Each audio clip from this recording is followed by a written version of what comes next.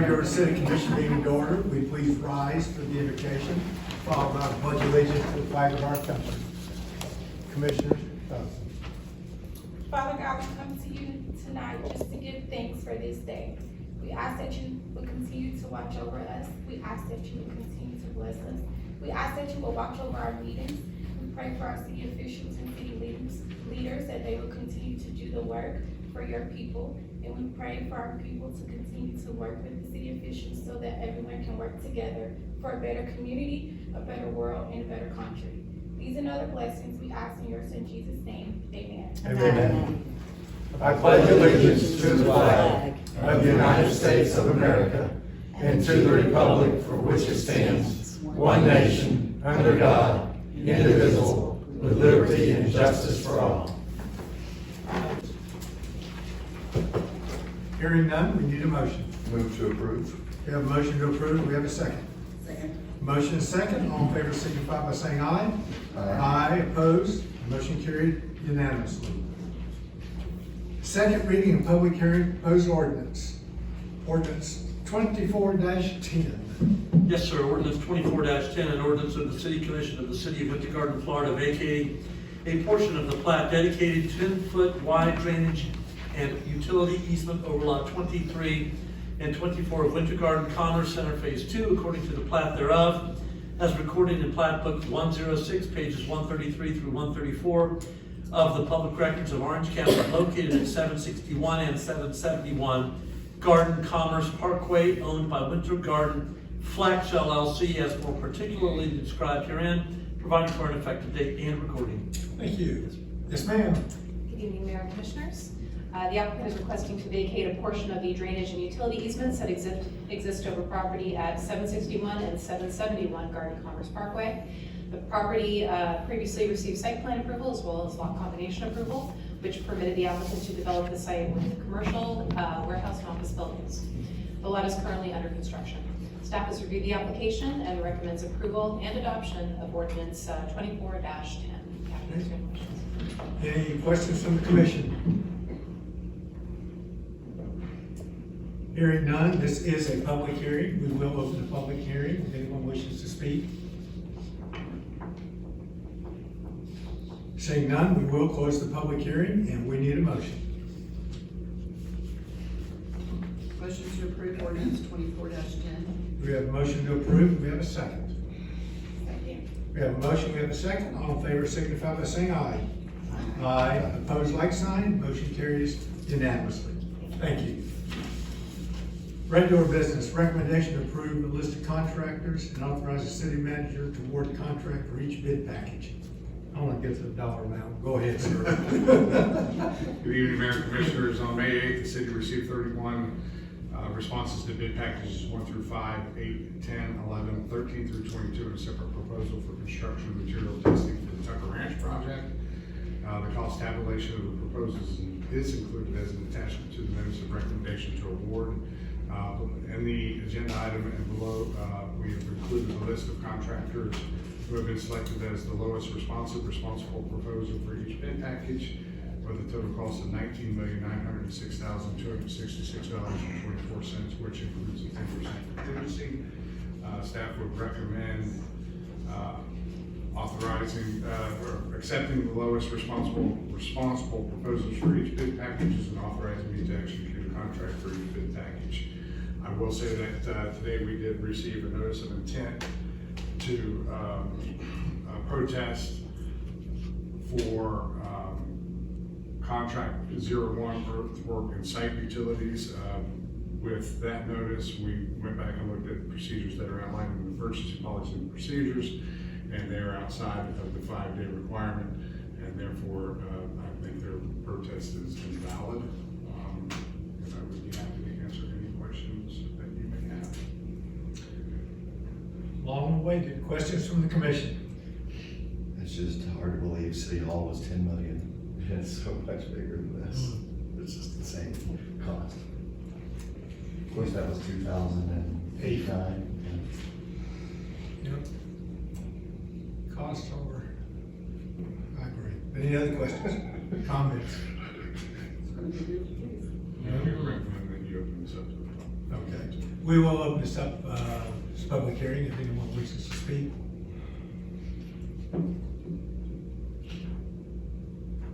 Seeing none, we will close the public hearing. Would you, the beginning date and ending date hopefully on this? We are looking at a construction start date of early September, around the 3rd of September, I think it is, with a completion date around July, end of July 2025. And obviously, those timeframes can be impacted by delays associated with weather or supply chain issues. And hopefully grants. Come in.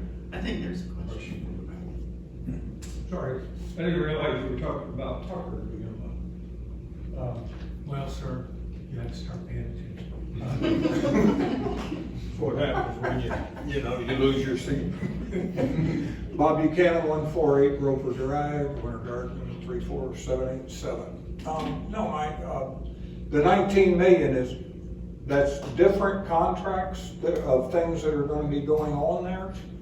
And all the bids have been, they've come back in and are ready to go? There is a group of bids that will need to be rebid, and that are the general trades, wood truss, architects and timbers, windows, storefronts, curtain walls, Division 10 specialties, which is like countertops and so forth, fencing, door frames and hardware. So those bids were reissued on June the 7th, so there will be another group that does come. Okay.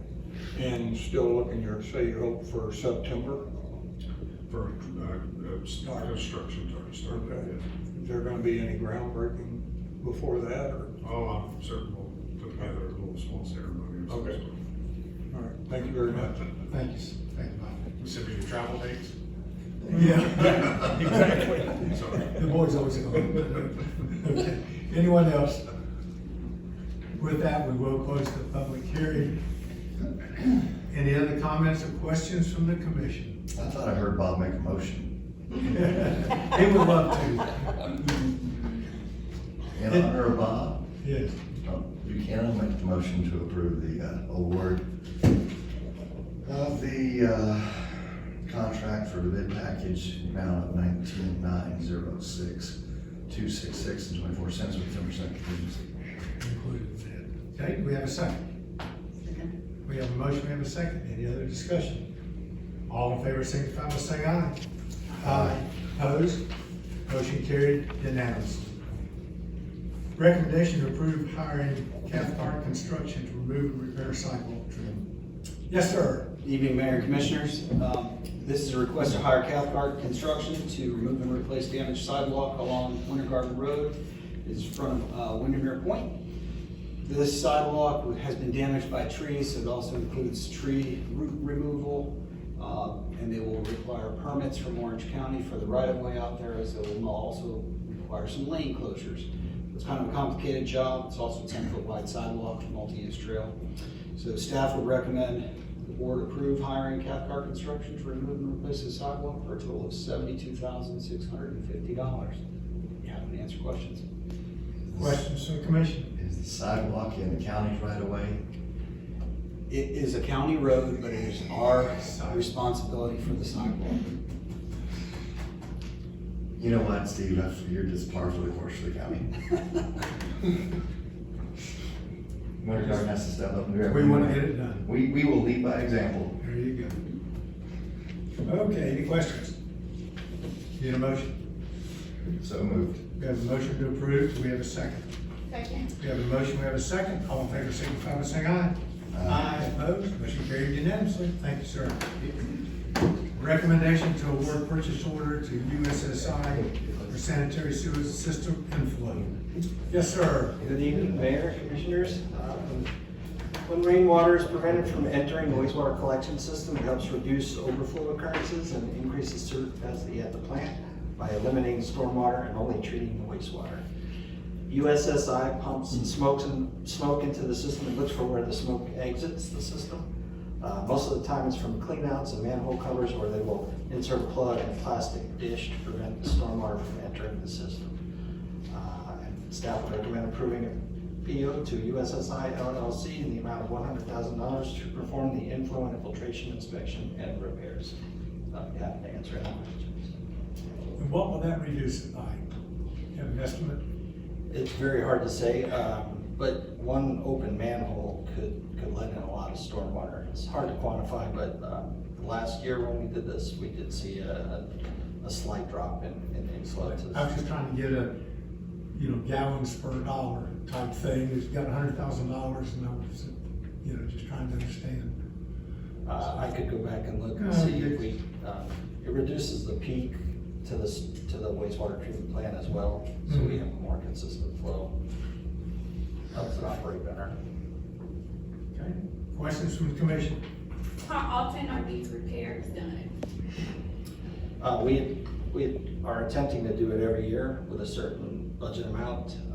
We can do, it's all based on the number of manholes and length of pipe, so we could probably get 4 to 5 lift stations done every year, or systems. They're all, they have different connections to pump stations, so on average, it's 4 of the 100 that we have in the system. Are you saying it's whatever we give you in the budget, you're gonna maximize? We try to, and if you notice, the estimates are a little lower than what we're requesting, but that's because we don't know how many manholes or cleanouts we're gonna find that are damaged. Okay, any other questions? The price that, right now is 100,000 to repair them, is that what we're gonna be spending every year? Is that the amount? It depends on the many that you do on a yearly basis. If we had more, if we had more budgeted, we could do more stations, yes. But that's what we have for the last 2 years, budgeted, that's.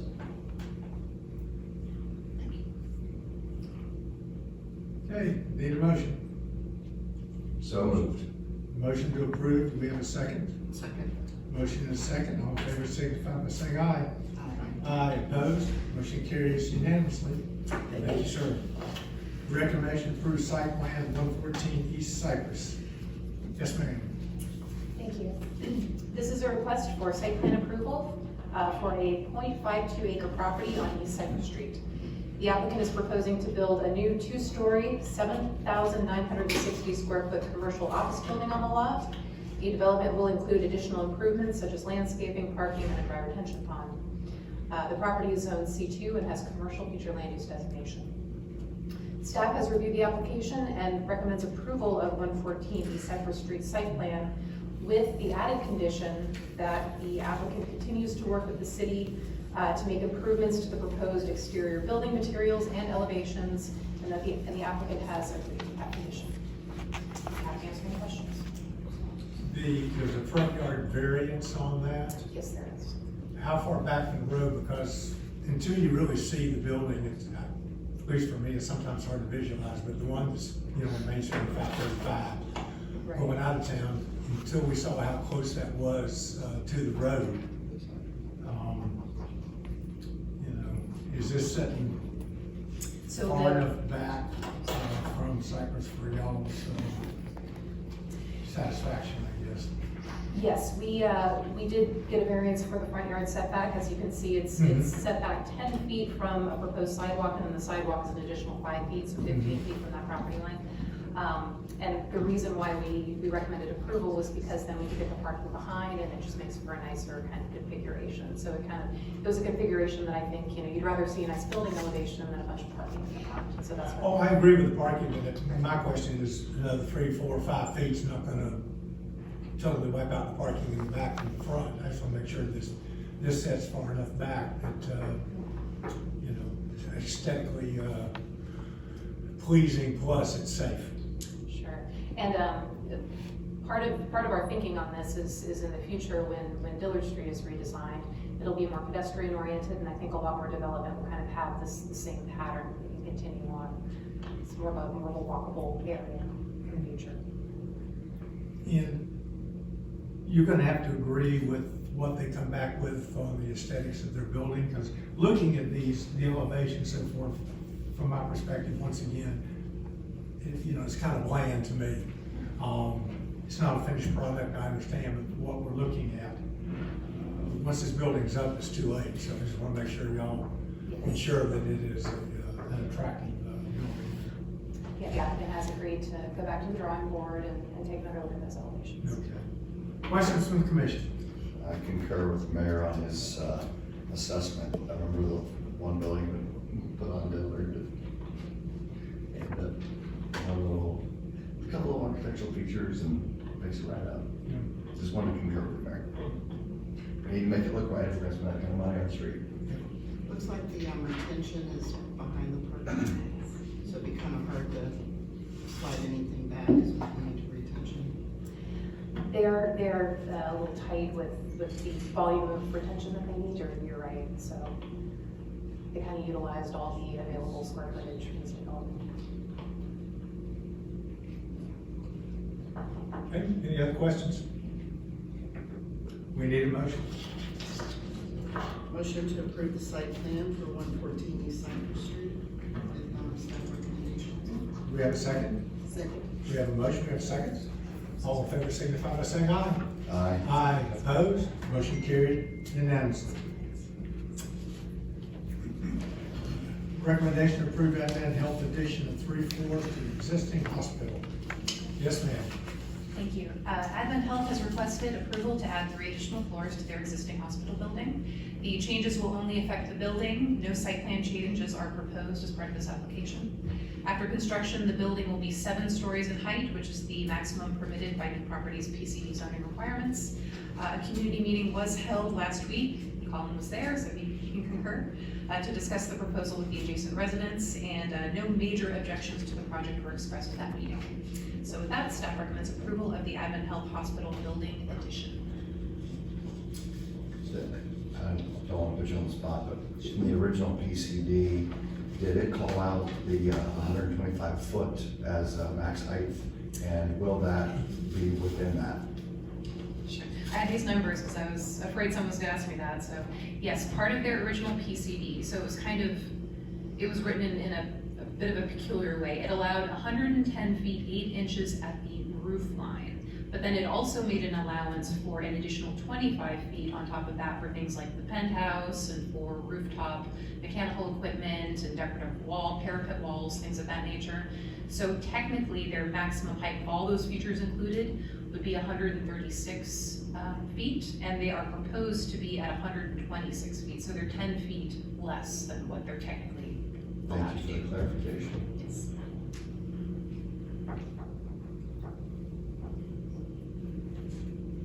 Any other questions?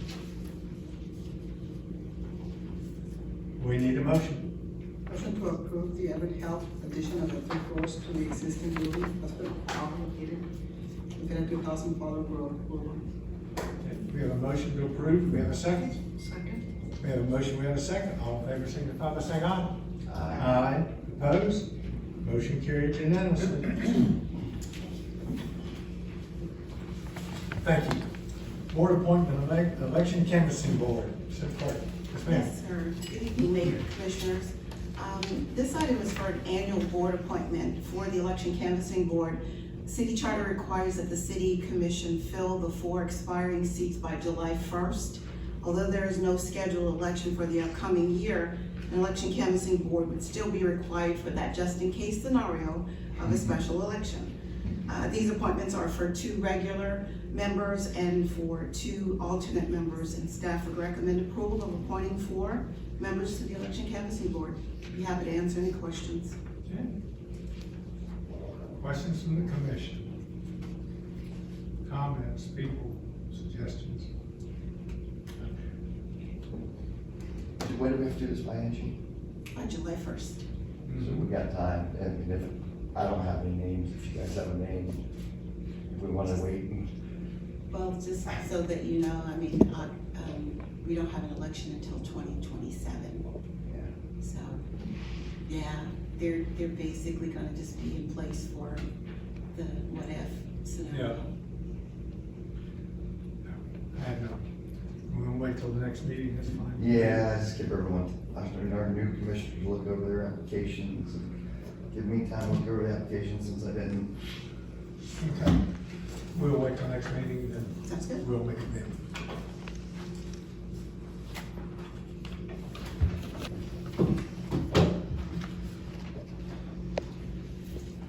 So Joseph Richardson, 220 North Highland Avenue, Winter Garden. At the last meeting, I complained about this commission's repeated anti-religious freedom, anti-American preferencing of Christianity over other religions and over non-religions. Apparently desiring to emphasize my point, Mr. Buckles responded to this by standing up and thanking the commission for all you do, including, quote, proclaiming the gospel, unquote. This garnered some applause from the audience and showed that he and those audience members also hold the same anti-religious freedom, anti-American position as the city. Regardless, Mr. Buckles' declaration that the city is, quote, proclaiming the gospel, unquote, should set off all kinds of alarm bells for you as representatives of all the citizens of Winter Garden.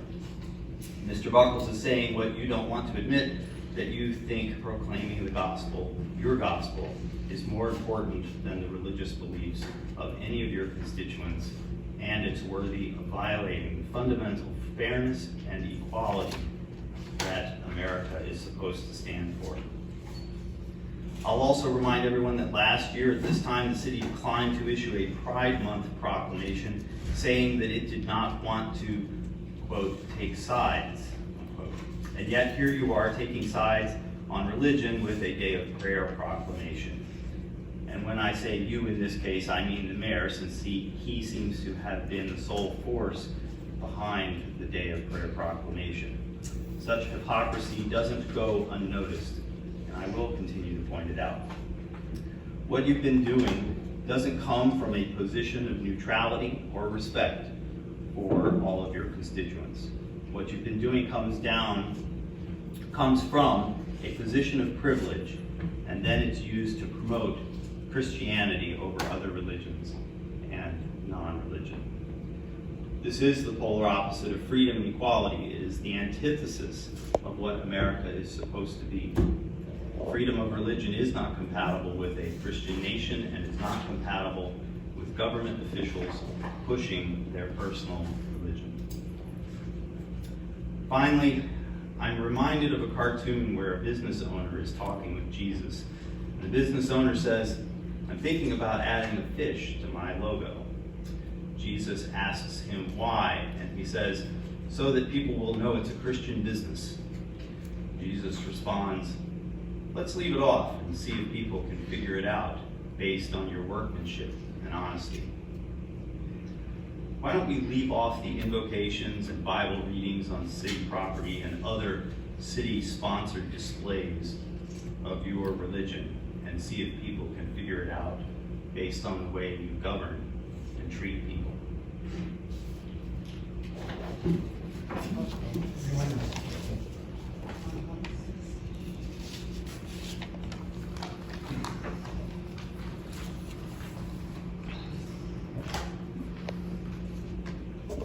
Gretchen Tote, 512 North Lakeview Avenue, Monroe. You know, the freedom of religion goes right along with the freedom of speech, the freedom to choose where you want to live and whatnot. We are very fortunate to be able to choose what we want to say and what we want to listen to. And if what you know you don't want to listen to is at the very beginning, you're free to come late. But why deprive you have your freedom of speech, why can't the rest of us enjoy it too? And those that don't agree can come in a few minutes late and not miss anything. Thank you.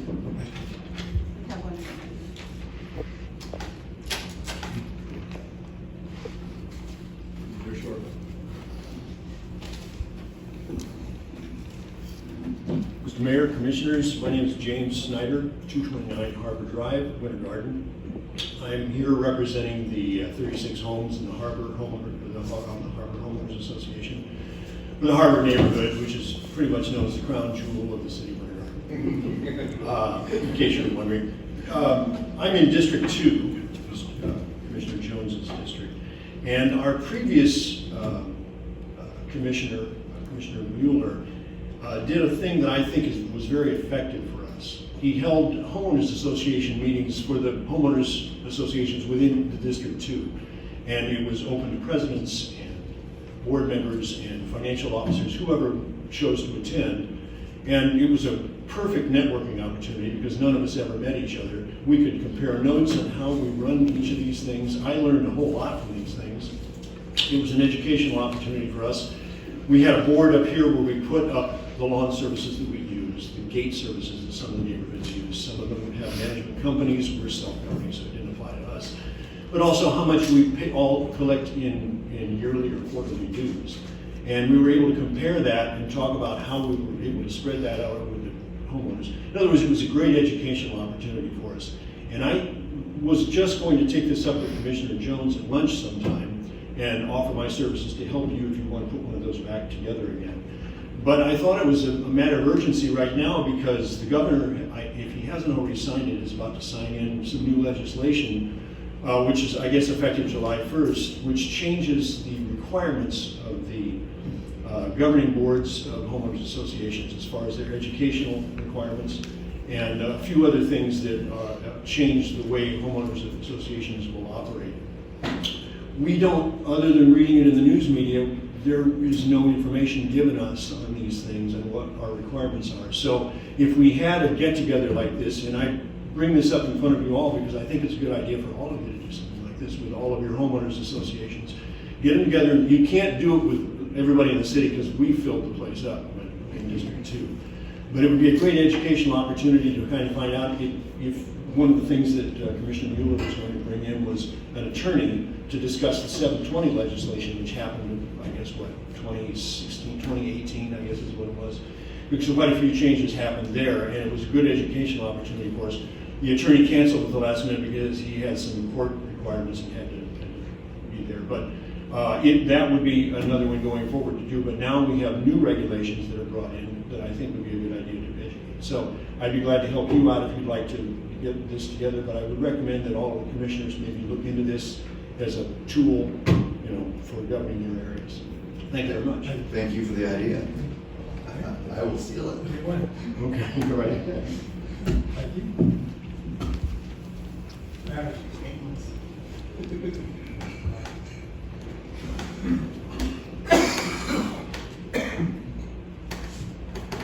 Good evening, Mayor, Commissioners, Ms. Burridge, Mr. Ardman, Mr. Williams. Chief Grant, I wanted to take the opportunity this evening to commend you on your officers. I had the opportunity to attend the very small rally. Oh, sorry, I did not give my name. My name is Noreen Dworkin. I'm the editor-in-chief of Vox Populi. We have a digital news site. We cover government and politics in the area. I was not prompted. Apologize. I attended the very small pro-Palestinian rally at Fowler's Grove, Winter Garden Village, this weekend on Saturday. And while I was interviewing the organizer of the rally, I was actually not paying attention. I was so focused on the organizer that when we were finished, I found myself surrounded by 7 of Winter Garden's police officers.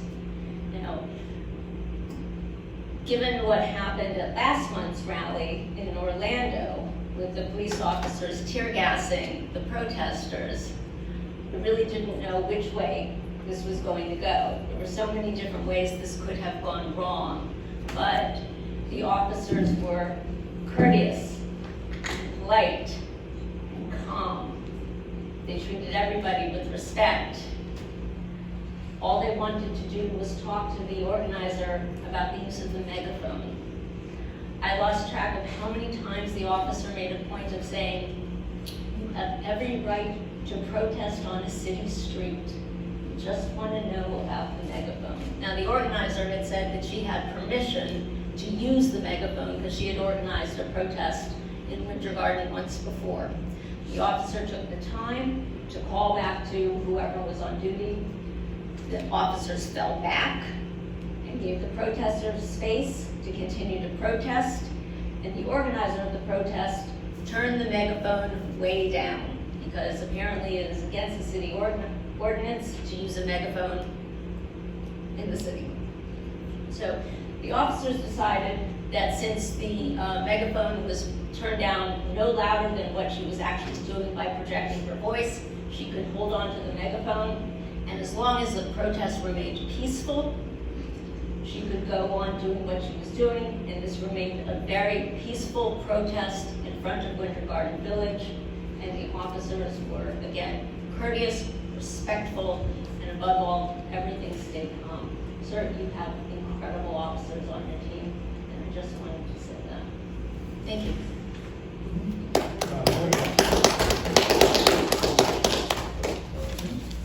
Matters for our city attorney. Thank you, Mayor. Commissioners, 2 items this evening. You probably have gotten an email with respect to the Commission on Ethics requirements for your completion of filing of Form 1 versus Form 6. We've talked about it at the Commission in the past about whether you want to join in that litigation individually or as a commission. But in any event, the federal court actually imposed a preliminary injunction that prohibits the Commission on Ethics and those in association with that from enforcing the Form 6 filing requirements for elected city officials. So if you have not filed your Form 6 with the Commission on Ethics, you are not required to do so by July 1st of this year, but you still are required to file your Form 1 by July 1st. Some of you all that may have filed your Form 6, there's been a question raised about whether you can rescind that, pull it back, replace it with a Form 1 or not. And the Commission I spoke to the lawyer that is handling the litigation about the Form 6, Form 1. And he told me that he had discussions with the lawyers for the Commission on Ethics, and the lawyers, the Commission on Ethics said that the Commission on Ethics would not remove from the electronic filing the Form 6 forms that it had received that had been filed by city elected officials. But it's not final. It was actually understood some of the communications back and forth, so there's still an open question about whether the current plaintiffs, which is 44 cities and 175 individual elected officials, are going to go to the judge and deal with that, or just let that lay. So that's an open question. You all, if you have not joined that litigation and you would like to join, the lawyer that's handling that with the Weiss Rodoloff firm is willing to and able to take additional clients for individual commissions at $2,000, for city commissions or city councils at $10,000. They're not over. That is a preliminary injunction by the federal judge that could be reversed at trial or on appeal. So it's not a final matter, and their legal expenses are not over. Anyway, that's part of that. One of the other questions is, what happens if you file Form 6, ask the Commission on Ethics to replace your Form 6, if you filed it with a Form 1, or at least remove Form 6 from the electronic filing. It's still likely a public record, and replace that with Form 1. There may be a way to do that by amending your filing, although that's not clear. So if you have any questions about that, I'm glad to talk to you. And if you want to talk to the lawyer that's handling, glad to send it to them. I have a question for you, Kurt. Yeah, sure. Did Dan read the entire thing, or did you? I read it twice. And I think Dan probably read it twice as well. No, it's pretty significant. That's a highly unusual thing to happen in Commission on Ethics. But the order, the preliminary order actually it says here are the plaintiffs. Well, the summation that I read that I loved was the difference between Form 1 and Form 6 does not really have any value, because in Form 1, if you know who you're being paid by, these entities, and what business interests you own or part of, and Form 6 just adds a monetary value to that. It adds no value to who you're business with. And I love that argument. Yeah, that's pretty interesting. That was my 5 seconds of a lawyer. Yeah. Yes, so I guess at the end of the day, it's a pretty interesting scenario and unusual. So if you have any questions about that, happy to talk to you about it offline or here. Second item is with respect to the Orange County Charter amendment that's with respect to the rural area that's been being considered, as well as annexation by our cities of property outside of our current city boundaries, whether it's the areas outside of our cities or in the joint planning area that we have in the county or within the county's urban services area. Brandon Pownall of our office presented to the County Commission last week on behalf of the city of Winter Park and the city of Ocoee. All three city commissions had said they were not happy with taking our city authority away for voluntary annexation purposes. And he was only given a minute to give a presentation, but Commissioner Mike Scott requested that we provide a memorandum to the commission and to the lawyers, who the county lawyers also expressed some concern about the proposed amendment. So we prepared a memorandum that we're going to submit to the commission with our city commission's blessing, which basically lays out not just the legal deficiencies and problems with respect to the proposed amendment, but also the planning and policy issues with it, and we sent it to Kelly Carson, our director of planning, for her review, and also to John for their review and comment. In any event, I'm not going to get into whether there's a deadline to have the language for that amendment by tomorrow, which the newspapers have reported.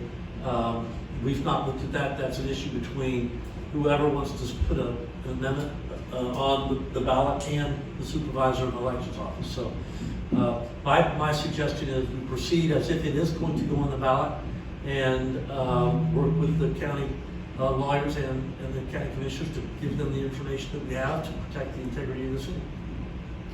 The amount of money you're going to need to spend on putting that paperwork together, the city manager about the. We've already got it. It's pro bono. Yeah, no, it's pretty interesting.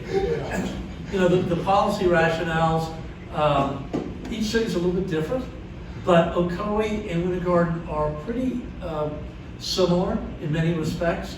Our city boundaries here in Winter Garden we have the JPA, just like Ocoee now has a JPA. We both are affected by the county's urban services area, but they're different parts of the urban services area where we've got boundaries. One thing that they have not considered is our territorial utilities agreements, which also ought to be protected, and also to the extent the city annexes areas that are outside both of those, it ties the city's hands, and it has a constitutional violation as well as statutory violation. So where we complain typically as cities against the state preempting our right to do things, the county is attempting to do the same here, in my opinion. Where did that originate from? Was it county staff? I think what happened, Commissioner, was that when Tavistock and the Mormon folks that have a lot of land out to the east of Orlando did a massive annexation, 5,000 acres, and with another 5,000, apparently without a consultation with the county. So the city of Orlando says, okay, we're going to annex this big swath of land and property out into East Orange County. The county was, my suspicion is, maybe not blindsided, but very surprised and probably not happy about that. And that's caused the county to take actions. As you may or may not know, the county's independent charter review committee, which is a decision-making body, it's not a recommending body for amendments to go to the county commission. It actually, the charter review committee decisions go directly to the ballot once the CRC makes those decisions, not to the county. And some of the CRC members have gone to the county commission saying they were not happy because the CRC amendments that were not all of them that they wanted to go, or some of the members wanted to go to the voters were not going. So the message to the commission is, commission, you're a separate entity. You as a commission can send amendments to the voters. So please do that. And so the county commission, I think at this point, with significant support, is contemplating very seriously, bypassing the CRC, or not bypassing, doing it independently, what the CRC did not do. And that's an update, and if you have any questions or suggestions, comments, I'd love to talk to you about it. I will. All right. I do have a question. Because I would like to submit this probably by Monday, so if you want to see a copy, please. No, I got a couple questions for you. Okay, glad to. That's it, Mayor. Okay, thank you. City Manager? We have Juneteenth celebration as a Saturday from 10 to 1 p.m. And prior to the next commission meeting on the 27th, we would like to do a workshop to discuss utility rates. And just a couple updates on some projects. I know we have some folks here in the audience that are very interested in knowing about. The cemetery bids are out on the street, and those responses are due on June 18th. I had a conversation with Ms. Johnson earlier in the week, and I had misspoken and actually said that those bids were received. They have not been received as of yet, but they are due to be received here at City Hall on June 18th. We're going to try to evaluate those bids and bring back a recommendation to award for the second meeting in June, but in all likelihood, it's liable to be the first meeting in July. And then we got an update from the county on bidding for the stormwater project, which was a requirement of the annexation agreement that they would complete that project. And those bids were advertised on May 28th and are due on June 27th.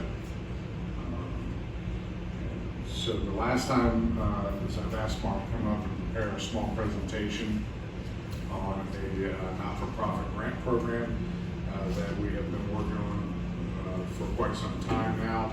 We have a lot of valuable partners that come to us on various different occasions to request funding, and we discovered through that process that we didn't really have a good mechanism of tracking what portion of that funding is being spent on the benefit of residents of Winter Garden, what kind of budgets these not-for-profits have in place, what the goals, outcomes, and objectives of some of these programs are, and more importantly, not getting a whole lot of reporting back on the results of those programs and that community outreach that they wanted to do. So we partnered with the Central Florida Foundation to put some framework around that, and we are ready to do a soft launch on that, and I thought it would be a great opportunity for Mark to give the commission an update. So with that, Thank you, Mr. Supervisor.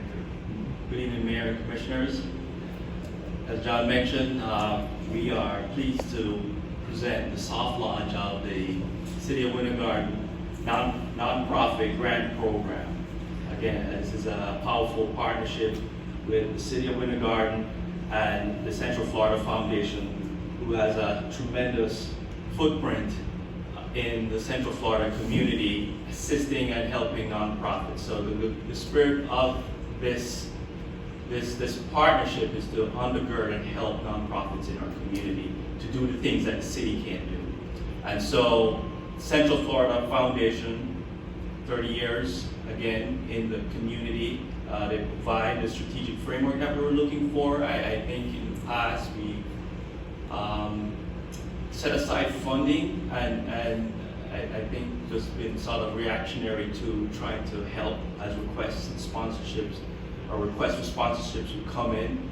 But I think having a strategic framework that just sort of brings some sort of alignment with the direction of how funds are being distributed, I think it's super important. And then of course the ability to have the program administered in a manner that holds accountability to the city as well as to the nonprofit partners in the community. The other sort of aspect of Central Florida Foundation is the connection between the philanthropic community and nonprofits.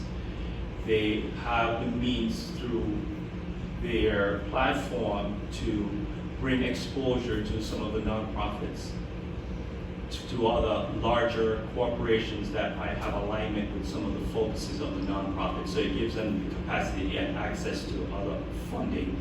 And so Central Florida does that for our nonprofits to help them sort of grow. The high impact areas of focus are sort of tried, tested, researched categories of economic stability, healthcare, livability, community and social connections, and education.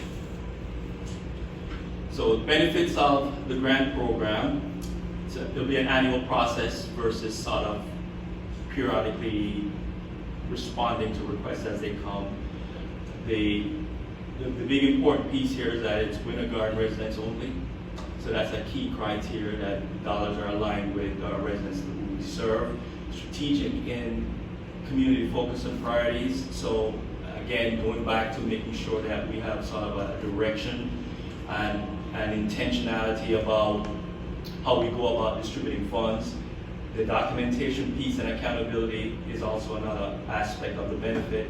Again, the undergirding sort of building capacity for the nonprofit community. So an aspect of the Central Florida Foundation is that if they are sort of in their infancy, they help them sort of grow into a more established not-for-profit. And so their success will be the community's success. And then it enables the nonprofit to positively impact the community and quality of life. That's a big piece, sort of a big end outcome, where issues around public safety, issues around health and wellness, all of these things sort of play a role in the quality of life perception, and then that sort of nurtures a positive economic environment as well. So that's an important economic pillar. So strategic priorities that the city has sort of settled on. So these are sort of the buckets in which we'll have funding and sort of where nonprofits will have to kind of align with. And it's community support and family stability, just sort of dealing with the social and emotional well-being of the family individually and collectively.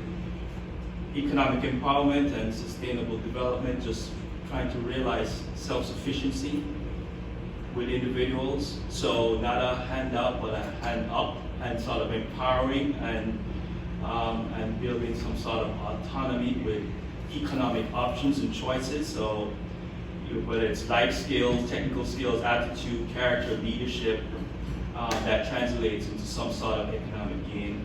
Health and wellness on preventive side as well as the treatment side of health services to residents, including counseling, activities and services for the physical level, mental level, emotional and spiritual well-being. So we feel like these are some really good buckets.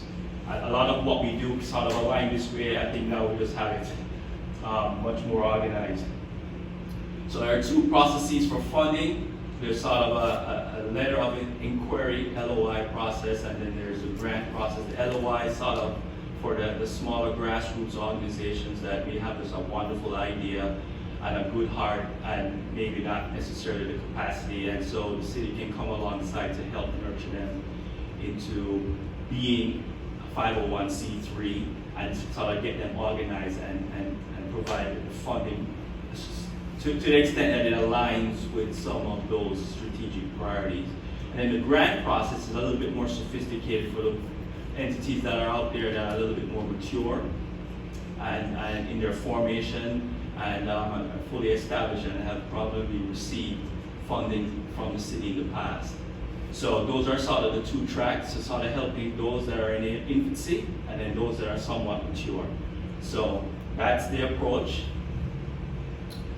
The applicant requirements, again, 100% of the funds must be dedicated to city of Winter Garden residents. It's an annual budget funding that must be submitted. So each nonprofit has to submit a budget with line items of expenditures that align with their mission and programs, especially the ones that the city is going to sponsor. They have to sort of describe the program services and how it aligns with strategic priorities. Goals and expected outcomes must be submitted. Reporting actual performance outcomes is a big piece. Again, it ties back into accountability. Did the outcomes match what the goals were intended to do, and does it align with those strategic priorities?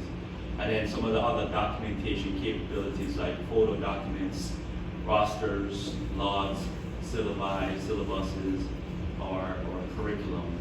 So that's the essence of the requirement for the typical applicant. that's a nonprofit organization within the community. Again, dedicated support along the way, so whether you're in infancy and certainly a little bit along, with being a lot more established in your formation, the Central Florida Foundation will be able to sort of help in the application process. So if they're not sort of familiar, it's a little bit too sophisticated, they'll come alongside and help them. So no one will ever not have the opportunity to be short of doing good to the community where we see value, and because of a technical sort of shortcoming, that will not get in the way. And then direction and guidance to sort of build the nonprofit capacity. So that's just kind of helping them to continue to grow. So where we are, so we're in soft launch phase, and soft launch phase will sort of go on to the end of the fiscal year. We anticipate. So during that time, we'll be learning and monitoring and trying to sort of refine the process along the way. And then we anticipate in the fall of later on this year, we'll do a full launch. And so then it will sort of take on a much more deliberate approach. We've learned quite a bit from soft launch.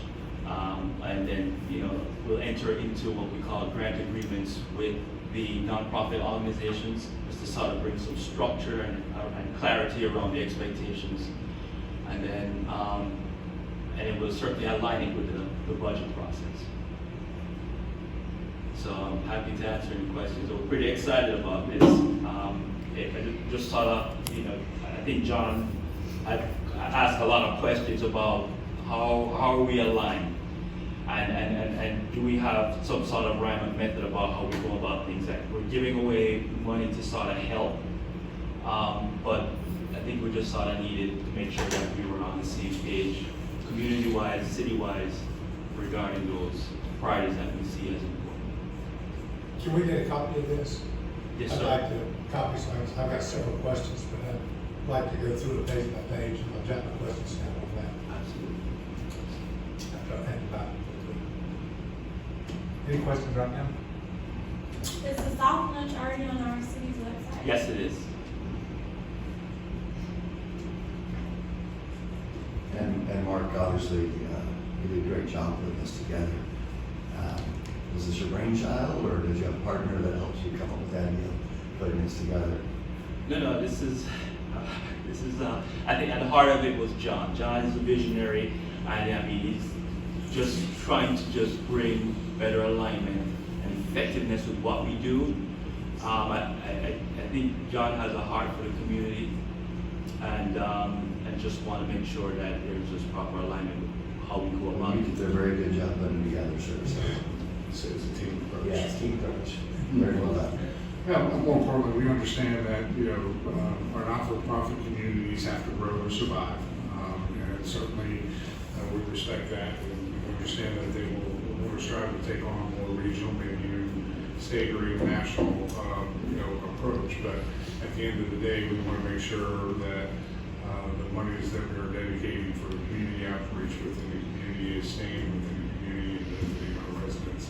And we just really didn't have a great mechanism for avoiding funding requests and/or documenting the success of funding those outreach efforts. So I think it'll be a valuable tool in the long run. So, Good job. Thank you, sir. Thank you. Commissioner Sharp? I woke up this morning, sometimes let me start with, first of all, it's the small things that make a difference. I didn't even ask for this, thank you, Angie. My old one was probably, 15 years old, but the little things make a difference. Winter Garden, little things like sidewalks and setting the example for the county, just all the positive things that we've got going on. And I think positivity works off, and thank you for your positive comments, it was noted. That's all I have to say. Commissioner Johnson? Just thank you to staff for continuing to do the good work that you do, and happy to see some of my constituents out at our meetings. Trying to get more people in here, but thank you guys for coming. Commissioner Jones? I want to say thank you to the staff as well and all our first responders, and I just want to say that we're taking a class last weekend and hearing the people's villages, communities or so. I'm just so thankful to all the staff and everybody, because our community is so well served, and it's an amazing community. And sometimes I think we take it for granted, but when we go and see some other, we have a point of comparison, we realize how blessed we are. So thank you. What class did you have the opportunity to take? The Eagle. From the Four League of Cities?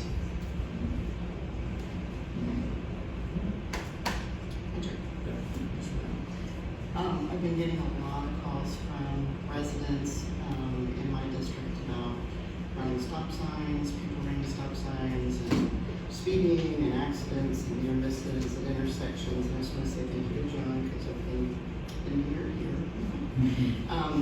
But to staff as well, it's nice that our city is so responsive, to residents' concerns. I'm getting return phone calls from them saying, wow, thank you so much, the city has called me already, and they're looking into it. And then, more speed cushions, and people saying they need speed cushions, but it's just nice to serve with the city, that the staff and from the top down is so responsive. Thank you. That's it. Just thank staff from Memorial Day service. It was, as always, it was good. Well, Mr. Graham there, but thank the staff once again for coming out and getting everything set up and doing that. Well, Mayor, before you do that, our commissioner gave a great speech at that. She gave a great speech, I was impressed. Very good job. She did. And with that, we will adjourn.